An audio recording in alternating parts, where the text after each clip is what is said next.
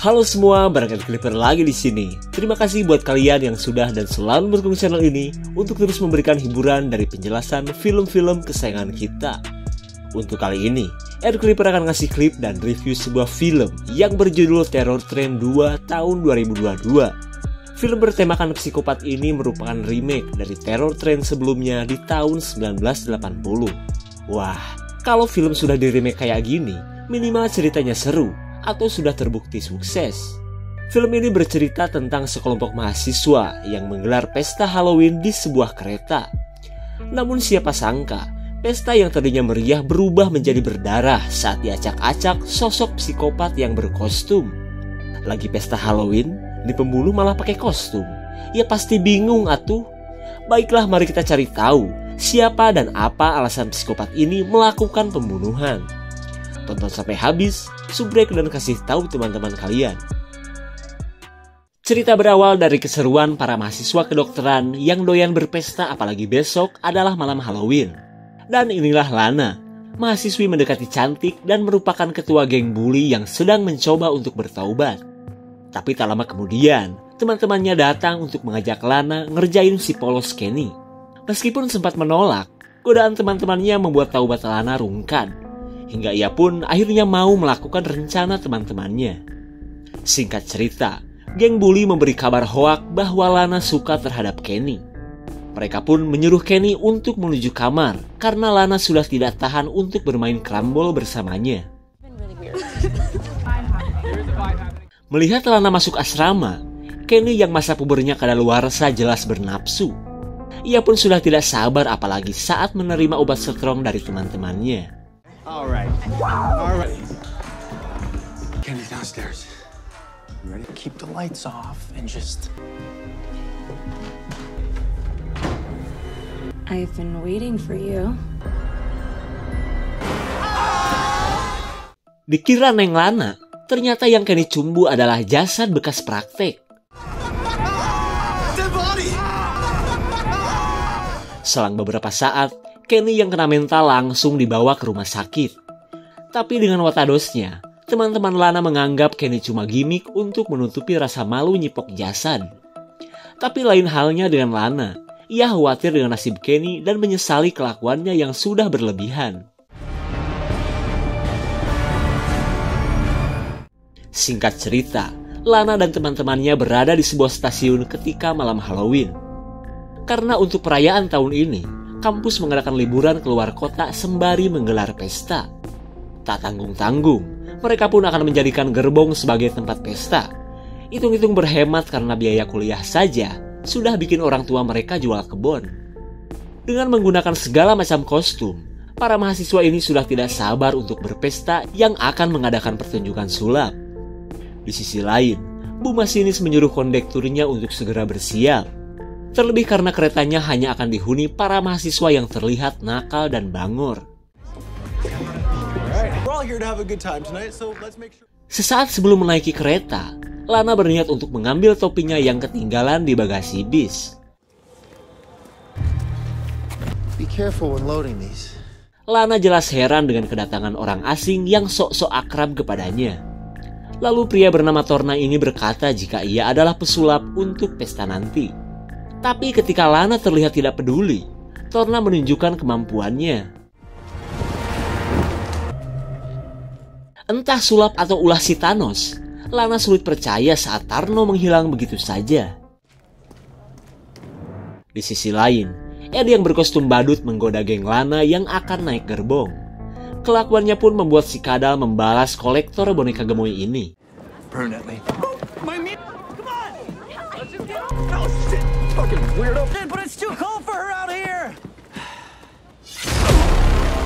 Sungguh tak diduga seseorang menusuk Ed menggunakan sebilah pedang. Saat yang lain sudah naik kereta, si badut yang sekarat berusaha meminta bantuan. Akan tetapi seorang temannya malah menganggap darah dan pedang itu adalah bagian dari kostum milik Ed. Malang sekali. Dari kejadian ini, apa kalian sudah bisa menebak siapa pelakunya? Oke, kita lanjut lagi. Di mana kali ini, kondektur cantik meminta Bu Masinis untuk segera berangkat. karena semua penumpang sudah menempati gerbongnya masing-masing. Dan tanpa ada yang tahu, jasad Ed sudah si pembunuh letakkan di atas rel agar disetrika oleh gerbong kereta. Di sisi lain, si pembunuh yang menggunakan kostum Ed sedang mendekati Lana sambil membawa pisau. Tapi Lana jelas tidak takut, karena ia mengira Ed sedang iseng kepadanya. "Punten." Selang beberapa saat, Lana kembali dihampiri Torna yang ujug-ujug ngomongin kostum Lana yang menurutnya sangat cocok. Dari gelagat pesulap ini, Lana bisa tahu bahwa Torna naksir kepadanya.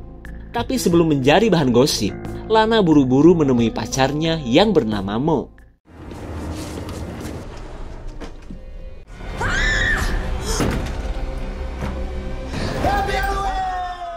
Dikira pacarnya tewas, ternyata semua ini adalah ulah Doc, si ahli prank terbaik dari geng bully.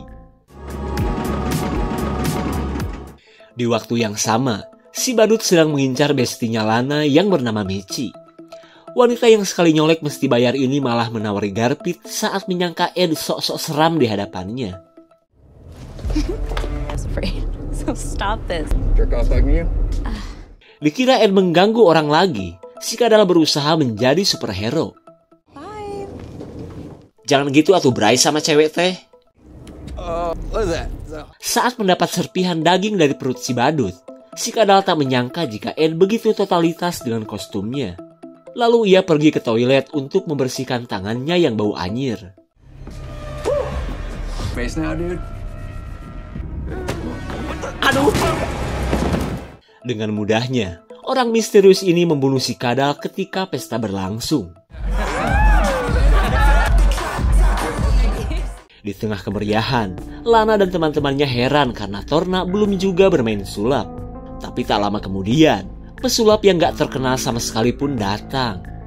Lalu Torna meminta seseorang untuk melihat secara dekat aksi debus yang telah ia pelajari dari Indonesia. Right here, Cheese Whiz. And can you also ruby red?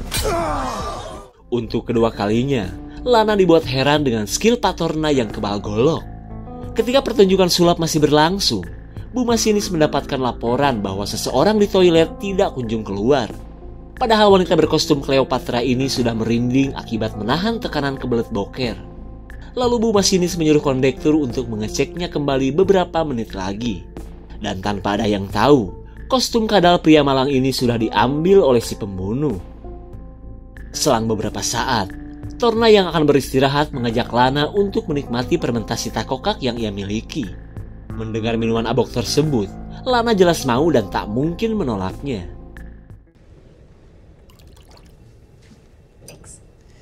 Good old train crash. Di tengah keakraban mereka, Lana semakin terpikat oleh perhatian dan kebaikan pesulap amatir ini. Sementara itu, Torna kepo dengan alasan Lana yang sudah mahal-mahal berkuliah. Toh pada akhirnya, semua wanita pasti berurusan dengan Magicom juga. Lalu Torna meluapkan kekesalannya akan kelakuan teman-teman Lana yang urakan dan doyan mabok. Dan jika saja Torna mampu, ia berkata bahwa dirinya ingin membalikan kereta ini. Mendengar bacotan tersebut, Lana menjadi takut kepada pria munafik ini. Kemudian Lana pergi dan memilih untuk berjingkrak-jingkrak seringai bersama Michi.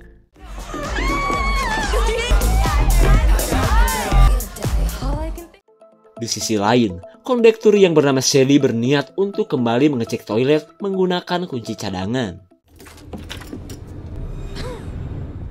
Melihat jasad yang tergeletak, Shelly menganggap itu cuma prank saja. Setelah tahu ternyata jasad beneran, Shelly bergegas untuk memberitahu masinis. Dan tanpa ada yang tahu, sang psikopat yang kini berkostum kadal sedang mengincar Michi yang sedang mabuk parah. Melihat kadal jantan di hadapannya, Michi merasa dirinya adalah seekor biawak betina. Lalu dengan rayuannya ia mengajak si kadal untuk kawin dengannya.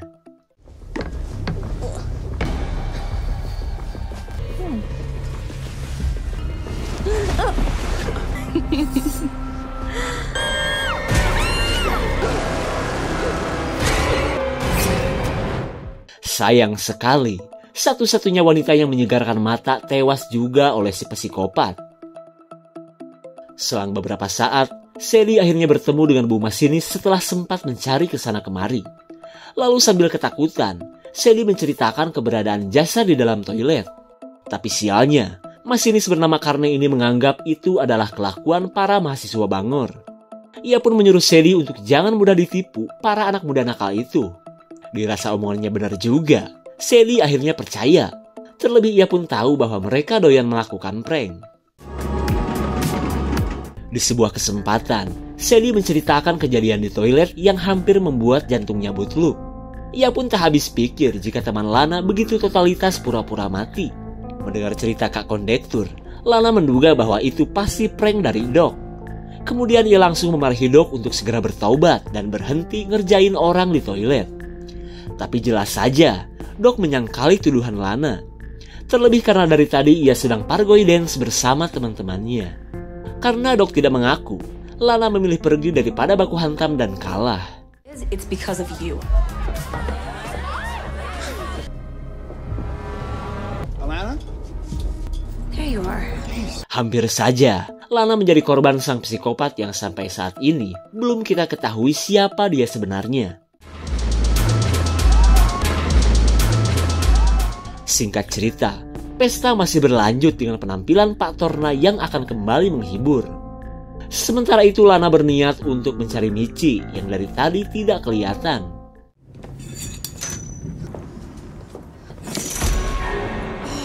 Dikira Michi sedang pura-pura mati, Lana berniat untuk mengajaknya nonton sulap. Michi. Di tengah kepanikan Lana, Torna memulai pertunjukan andalannya, di mana kali ini semua pengunjung pesta diharuskan untuk menyentuh tubuhnya. Saat semua orang menuruti perintah Torna, Mo yang menunggu kedatangan Lana memilih untuk berdiam diri saja. I hope he's disappeared. Entah apa yang terjadi, Doc panik ketika leher Mo tiba-tiba sudah berdarah. Apakah semua ini ulah Pak Torna? Atau seseorang telah menyabet leher Mo? This is real! What happened? Oh my god! Mo, What can we do? please, Mo.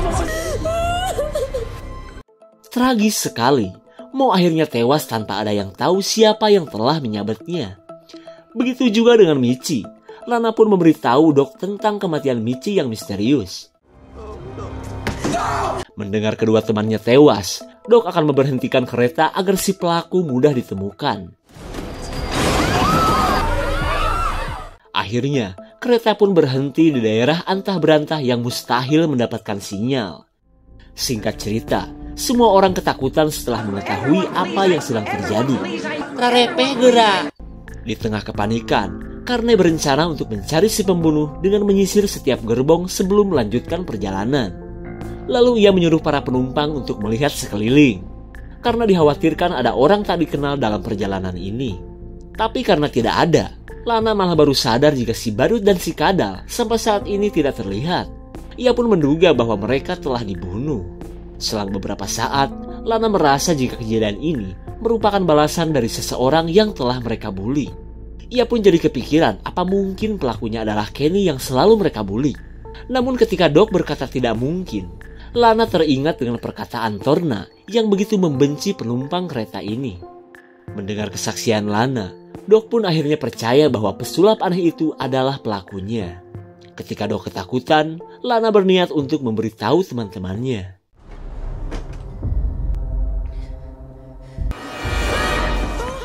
Saat bertemu dengan Sadie, Lana memberitahu tentang kecurigaannya terhadap Torna. Kemudian Lana mengajak Sadie untuk mencari di mana pesulap amatir itu. Di tengah pencarian mereka, kita kembali kepada Doc yang masih ketakutan. Lalu tiba-tiba ia mendengar suara rekaman ketika Doc dan teman-temannya membuli Kenny. Kiss me.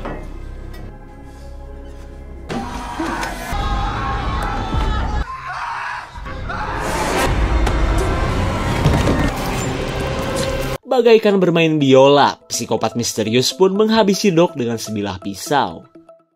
Selang beberapa saat, Kerna bertemu dengan Lana yang masih mencari si pesulap. Setelah Lana menjelaskan kecurigaannya, karena langsung mengajak mereka ke belakang panggung. Setibanya di lokasi, mereka tidak menemukan si pesulap itu. Namun mereka langsung kaget saat menemukan kostum kadal yang tergeletak begitu saja. Apakah Torna benar-benar pelakunya? Kemudian Kernel menyuruh melanjutkan pencarian, sementara ia akan menuju lokomotif untuk melanjutkan perjalanan agar bisa mendapatkan bantuan.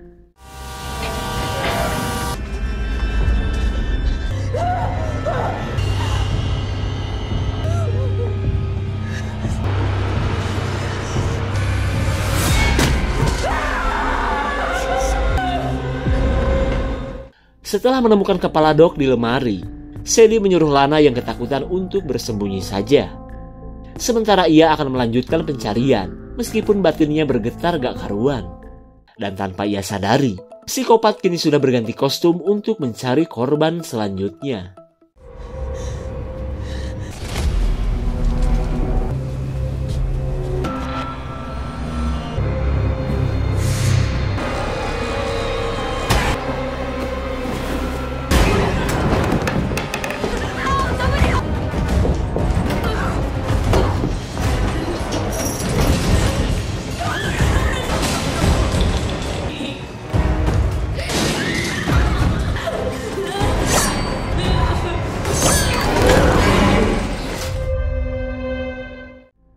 Setelah berhasil melakukan perlawanan, Kenny tiba-tiba datang dan menyalahkan Lana yang selalu membulinya.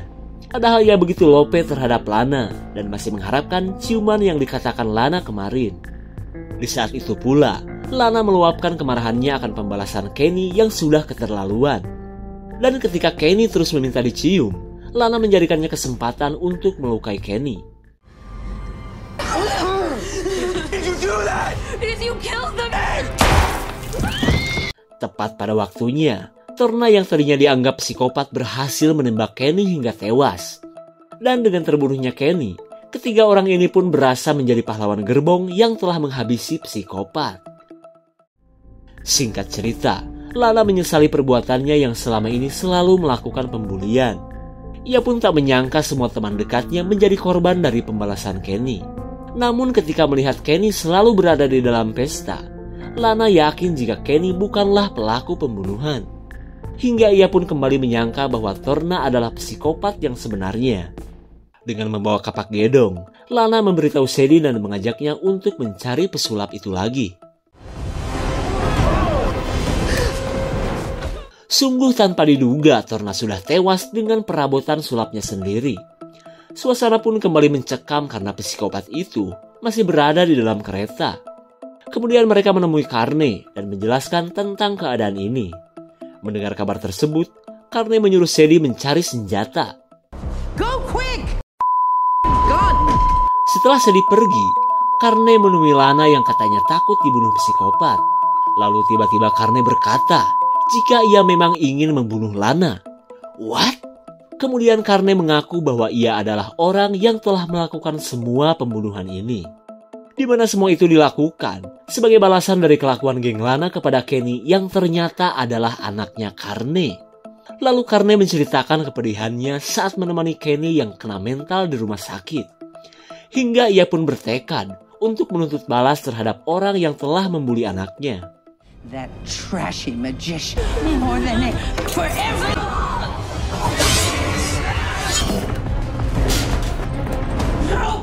Di tengah serangan emak psikopat, Lana memohon ampun karena ia tidak bermaksud mencelakai Kenny.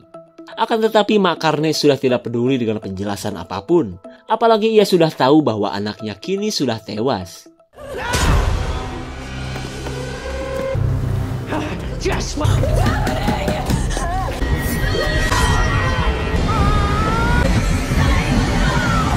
Setelah menghabisi dan melempar Carney, Lana kini benar-benar merasa lega.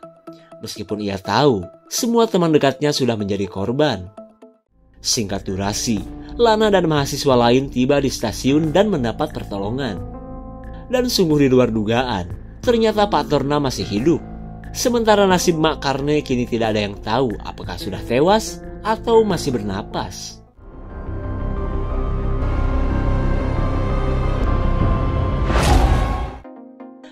Ternyata Semua ini adalah akibat dari pembulian yang selalu dilakukan geng Lana.